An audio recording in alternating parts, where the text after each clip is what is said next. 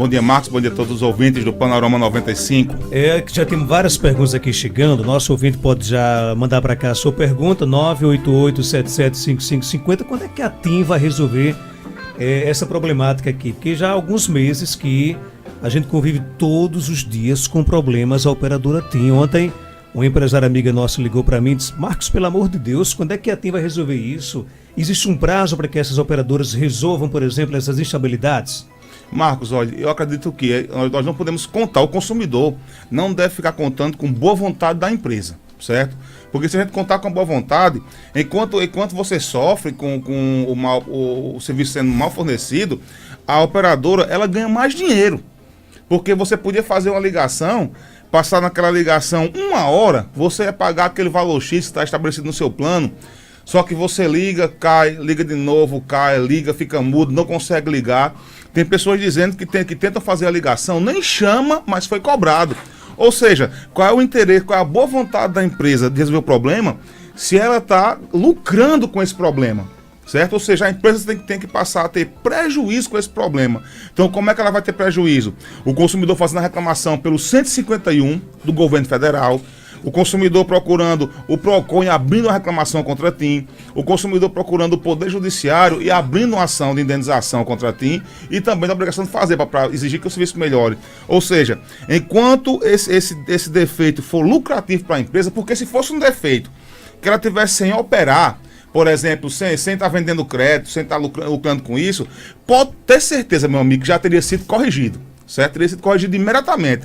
Mas, enquanto esse vício é prejudicial para o consumidor e lucrativo para a empresa, não vai ter solução. Nós temos, é a obrigação do consumidor fazer com que esse serviço mal prestado seja prejudicial para a empresa, cause prejuízo financeiro, que são com as punições, as multas e as indenizações, certo? Ou seja, quando vai melhorar, o que fazer para melhorar? Fazer sua reclamação. Você pode reclamar pela Anatel, certo? Pelo site da Anatel. Como eu falei, pelo 151 do governo federal, que esse é um telefone do Ministério da Justiça, que serve aos PROCONs. Você, por telefone, meu amigo, abre um processo de uma reclamação administrativa contra qualquer empresa. Muita gente não sabe disso. Procurando o PROCON na cidade de Caicó, você pode fazer a reclamação pelo site do Reclame Aqui também e pode procurar a via judicial, ou seja, com uma atuação do consumidor, certo, que o serviço vai melhorar, porque se não for assim, não vai ter melhora. Isso porque são esses meios também, que fazem com que ela seja multada e que esse prazo que você me perguntou seja estabelecido. Ela tem que ser notificada. Os órgãos, eles têm que ser provocados. A jurisdição, os órgãos administrativos, Marcos, muitos deles eles são inertes. Por exemplo, eu posso saber, como já houve casos aqui, que há um problema num posto de gasolina, que há um problema numa loja, mas eu não sou fiscal do PROCON. Há muitos casos em que o fiscal do PROCON, ao se deparar com uma afronta ao direito do consumidor, ele tem a obrigação, inclusive, de notificar a empresa, de punir a empresa, de multar aquela empresa, certo? Mas no nosso caso aqui, que nós não temos fiscal na cidade de Caicó, nós temos que trabalhar por provocação, tal qual o Poder Judiciário. O juiz ele pode saber de uma ilicitude, mas ele só pode atuar no momento em que alguém vai lá e abre o processo. Alguém realmente maneja a jurisdição. É a mesma coisa com o PROCON e com vários outros órgãos administrativos. Os órgãos são inertes, alguém tem que ir lá e cutucar, fazer aquela reclamação. E com essa reclamação, o direito ele vai acontecer. Não adianta só ficar reclamando nas redes sociais, né? Tem que não adianta, não adianta. É muito fácil, olha, era bom que fosse assim. Era bom. Aí, atenção PROCON, tá acontecendo problema tal, não sei aonde.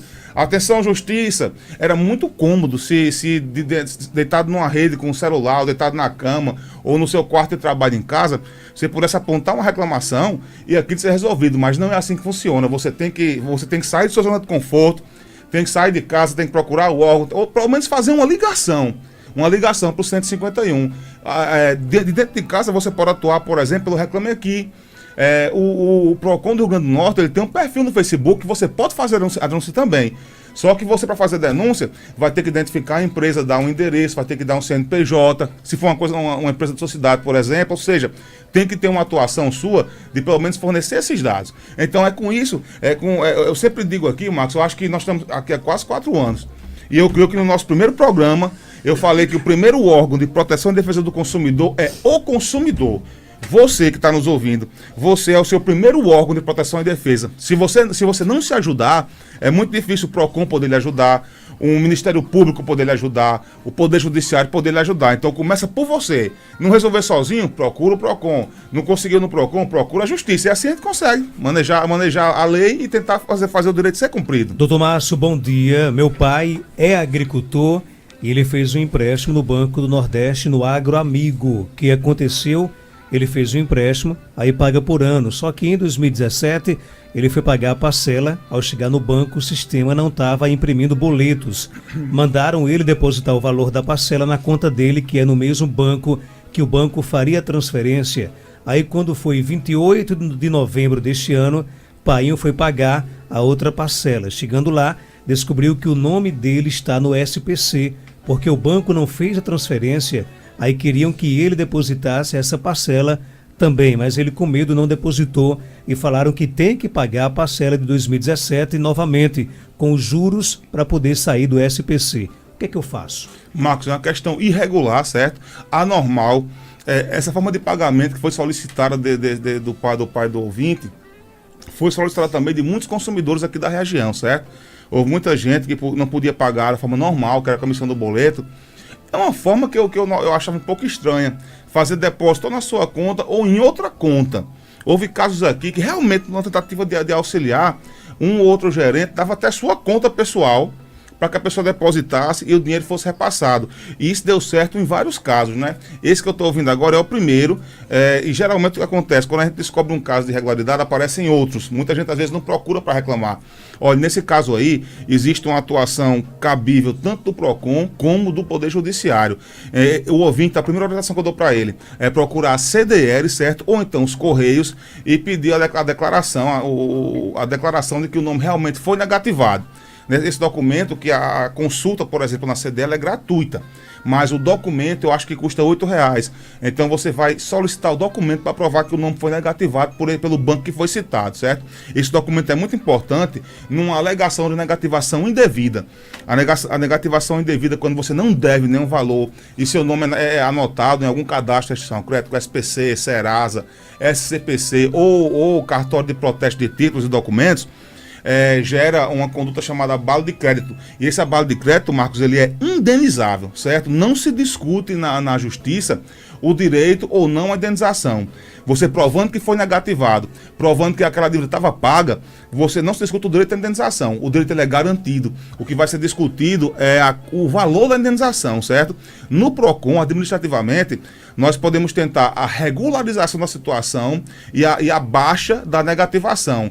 Mas mesmo com a baixa sendo feita pelo banco, de forma até imediata, o consumidor, ele tem, eu vou dizer o que eu sempre, o meu dizer de sempre aqui, ele não tem o direito, ele tem a obrigação de manejar a ação judicial de reparação. Porque é com essa atuação, Marcos, de cada um, que o serviço melhora.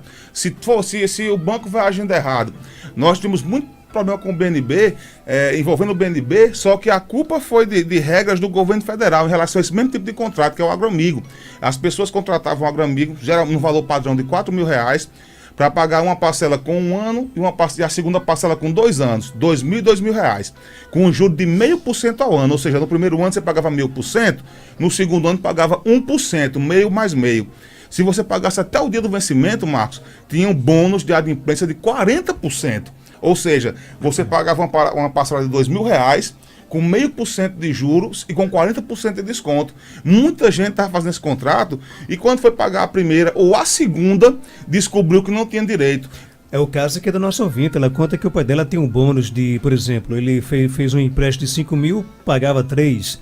E lá no banco informaram que além de pagar os juros, ele perdeu o bônus. Marcos, houve casos da pessoa pagar a primeira parcela no valor correto, certo? E quando foi pagar a segunda, além de não ser concedido o bônus, ser cobrado o bônus que foi dado 1 ano atrás. Isso é um absurdo, porque no contrato está escrito. Aí a explicação para isso é que o governo federal estabeleceu um limite para o bônus e muitas pessoas tinham passado o limite. Só que as pessoas no ato da contratação foram informadas claramente do limite. E você vê como há erro, Marcos, no trabalho, erros graves, porque houve pessoas que procuraram o PROCON, certo?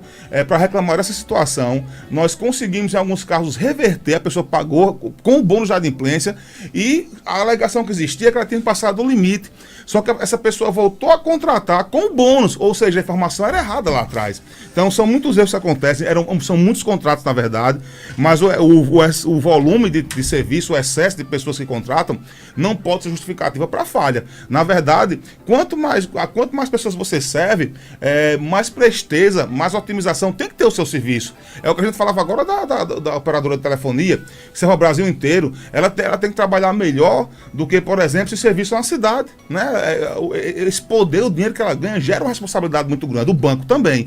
Então, nesse caso aí, a orientação para o ouvinte específica: vá à CDL, aqui ou da sua cidade, se existir, ou à agência dos Correios e peça e faça a consulta do CPF, ou do seu CPF, e existe o documento, pague pelo documento, porque com esse documento você vai poder estar requerendo depois uma reparação judicial e pode procurar o PROCON logo em seguida. Tem muitas perguntas aqui chegando. Abraçar aqui o nosso amigo Dr. Tiago Dias, diretor da DNA Center Laboratório, ouvindo aqui o nosso programa. Aquele abraço, obrigado pela audiência todos os dias, né? Doutor Márcio, loja de calçados que ao vender o seu produto no preço X, quando você vai pagar, eles aumentam R$3. Pode isso? Não, Marcos, olha, todo valor que você paga tem que ser justificado, tem que saber por que você está pagando. No Brasil, o consumidor só pode pagar por um serviço prestado ou por um produto que foi entregue, certo? Uma loja que quer cobrar pelo documento, pelo carnê que emite, isso é uma prática que é abusiva, já decidida por sentença do STJ, por acórdão. Era a antiga TEC, taxa de emissão de carnê, isso não pode de forma nenhuma. Se você comprou um calçado que custa R$50 em 10 vezes, você só pode pagar R$5 em cada parcela. O consumidor não pode pagar pelo papel, o consumidor não pode pagar pelo parcelamento em cartão de crédito, por exemplo. Quando você faz o crediário, você financia o produto, o valor do produto, Marcos, não aumenta, você paga mais. Por quê? Quando você compra financiado, porque você está comprando um produto e contratando um serviço financeiro. Se você compra um calçado que custa R$100 e você divide aí em 10 de 15, você tá, o sapato, o calçado, ele continua custando R$10 por mês, não vai aumentar dos R$100. Agora você está pagando R$5 a mais pelo financiamento, os R$5 a mais por mês pelo financiamento. É um serviço paralelo, certo? Que não é obrigatório, você vai contratar, não se quiser, porque quando alguém financia, é porque não tem outro jeito de comprar, a gente sabe como é. Quem sustenta o sistema financeiro somos nós que temos menos dinheiro. Porque se você tem R$100 para comprar o calçado de R$100, você vai lá e compra. Se você não tem os R$100, se você por alguma situação financeira não tem aquele dinheiro, você vai comprar, só que pagando 150. Ou seja, você que é mais humilde, paga mais caro do que quem tem mais dinheiro. É assim que se move o mundo capitalista. Mas enfim, nesse caso aí, esse valor extra ele tem que ser explicado, justificado. E uma coisa muito importante, isso está na lei. Toda relação comercial ela é regida por contrato. Esse contrato pode ser verbal, pode ser um anúncio numa rádio, certo? Pode ser um anúncio num carro de som. Toda cláusula, tudo que é anunciado, ele faz parte de um contrato. E cada anúncio é uma cláusula contratual. Então, toda cláusula que restrinja o direito do consumidor ou gere a obrigação, nesse caso é a obrigação financeira que aumenta R$3 na parcela, tem que estar redigida com destaque.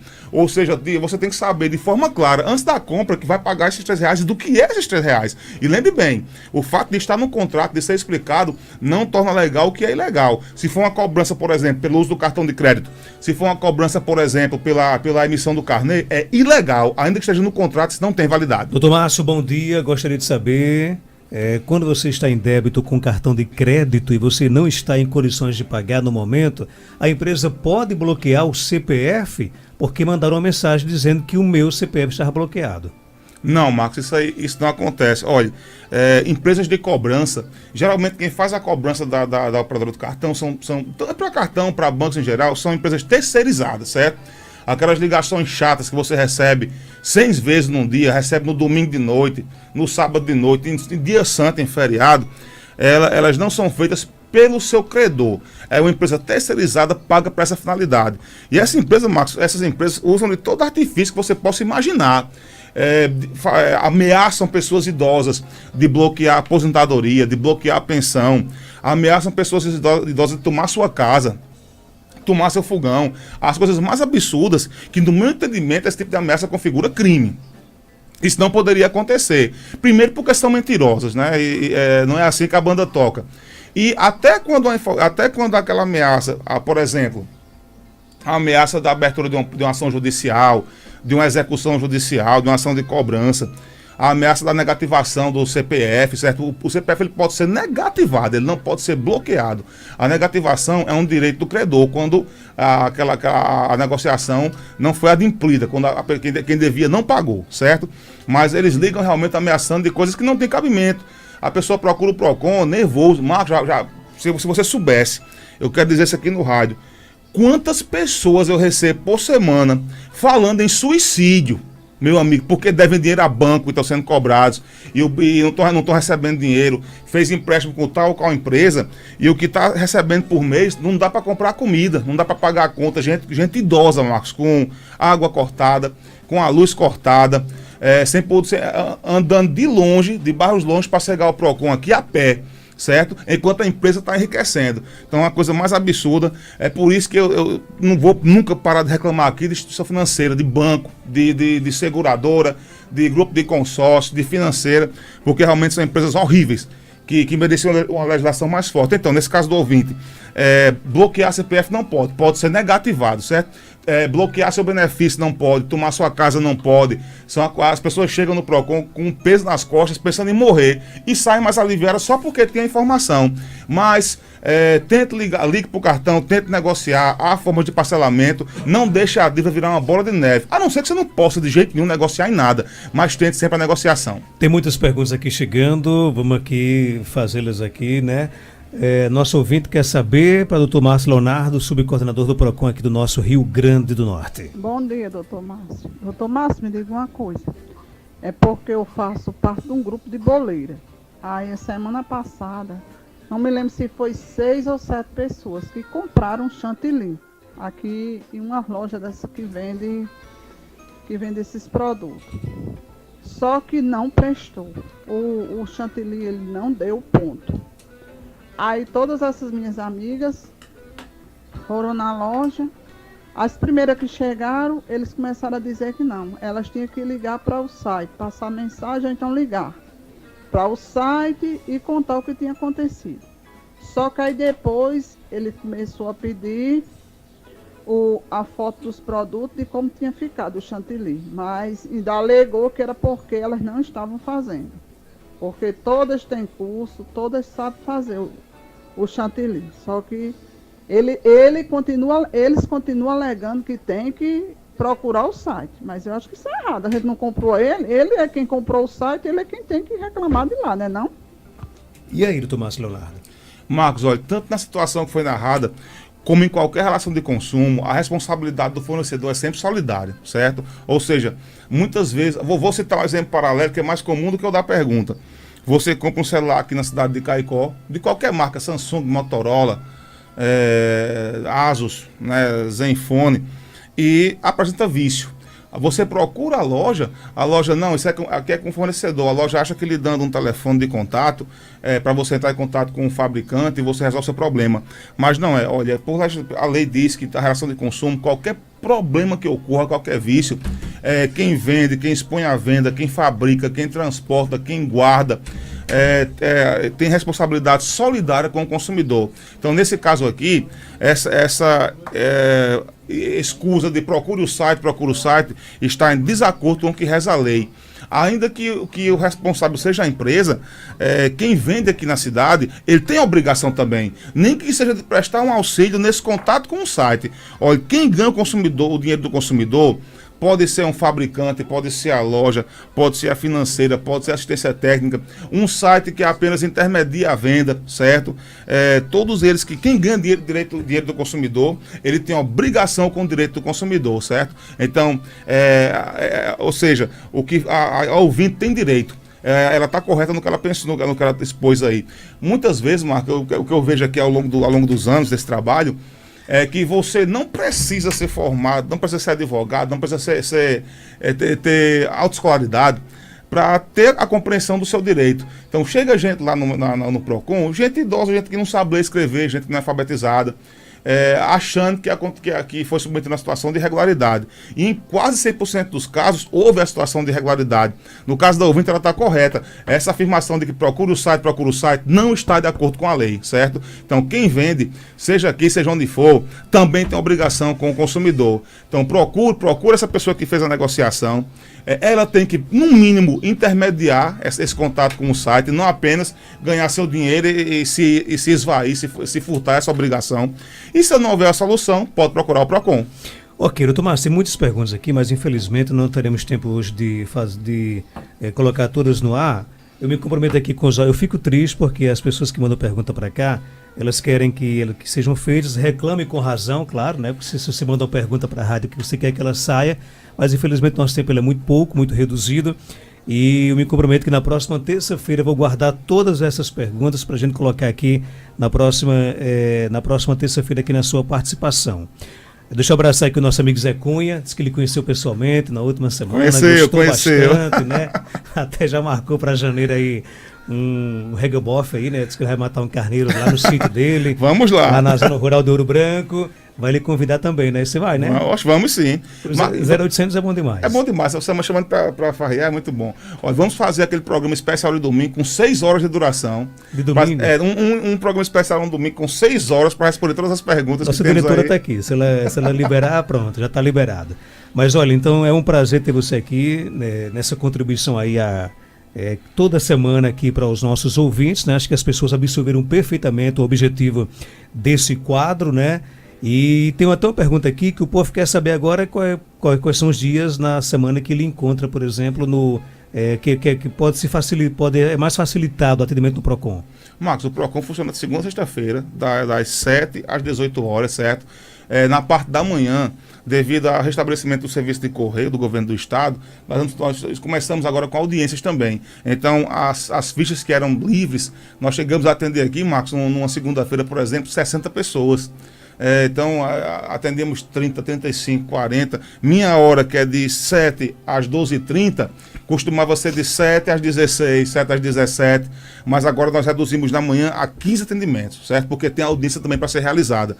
Então, o horário é esse, é você chegar, pegar a ficha, mas lembrando que também tem funcionamento na parte da tarde, certo? Eu fico lá sempre até às 12h30, porque depois do serviço do PROCON, há outro serviço que tem desse serviço dentro da central, há outro serviço, o atendimento lá é só uma ponta do iceberg, certo? Há uma série de serviços a serem feitos fora aquele lá. Então, de manhã são 15 fichas por dia. E tem também na parte da tarde. Então, não tem jeito, é chegar lá e procurar a ficha, porque é muita gente. Nós vamos fechar esse ano de 2018 com mais de 4 mil atendimentos aqui na cidade de Caicó. Então, é o maior número de atendimentos do estado do Rio Grande do Norte, certo? Nós temos hoje abertos aqui no estado 9.900 processos. E desses 9.900, 4.000 são de Caicó. Lembrando que há mais de 20 unidades do PROCON no estado do Rio Grande do Norte. Isso mostra que o PROCON de Caicó funciona, né? Funciona. Funciona bem, inclusive. E junto com esse número elevado de atendimentos, o mais importante é o número elevado de solução também, que bate recorde também aqui no nosso estado. Graças a Deus. Dá tempo de fazer a outra pergunta. Nosso ouvinte disse que foi numa farmácia trocar um produto que comprou e não fizeram a troca por outro produto, mesmo com o cupom fiscal em mão. Sabe qual foi a alegação? Porque tinham passado 4 dias da compra e o sistema da farmácia só aceita trocar até o 3º dia. Isso é correto? Marcos, olha, vamos aqui, tem 2 pontos aí para falar bem rapidamente. Primeiro, é saber se o produto tinha ou não tinha algum vício. Uma coisa é você tentar trocar um medicamento porque o médico do plantão passou um medicamento que o médico do dia disse que não era necessário. Ou você comprou um medicamento por sua própria vontade errado. Olha, eu comprei esse aqui, mas ele não serve. Ele está perfeito. Nesse caso que você compra um medicamento errado, para a lei a culpa é sua, certo, Marcos? Então não existe obrigação de troca. Se a farmácia diz que troca, então ela está assumindo essa responsabilidade, ainda que ele esteja perfeito. Agora, se você comprou uma ampola, um injetável, e quando você abriu a caixa estava quebrado, o comprimido estava violado, ou viu que ele estava vencido, então não existe mais prazo, ele tem que ser trocado, certo? O produto que é vendido já com defeito, já com vício, ele tem que ser trocado obrigatoriamente pela loja, e isso não tem prazo, é no momento que o consumidor nota que aquele vício. Você pode comprar uma série de medicamentos para ir tomando por dia, por semana, e lá no meio, um mês depois da compra, quando você abre, está quebrado, tá vencido, tá uma coloração estranha, tá turvo. A farmácia tem que trocar e depois a farmácia se resolva com o fabricante. Agora, se for uma compra errada, se você tinha que comprar uma tetraciclina, comprar uma pentaciclina, Por exemplo, você comprou errado, isso é considerado culpa sua. A loja troca se quiser. No entanto, se disser que troca, tem a obrigação. Só que você vai estar adstrito às condições que ela estabelecer, nesse caso aí 3 dias. Então eu preciso de uma informação mais precisa do caso específico para dar a resposta concreta. Mas é isso. A questão é, teve vício ou não teve vício? Aí isso vai mudar muito no resultado da equação. Obrigado pela sua participação. Eu que agradeço, amigo. Até a próxima terça-feira. Um beijo pra namorada, certo? Pra Ali que está nos vendo de poeira, pra minha mãe que tá aqui na quarta regional. Eu sei que você ia esquecer do beijo. Não esqueço jamais da minha namorada, pra quem amo profundamente. Um abraço forte.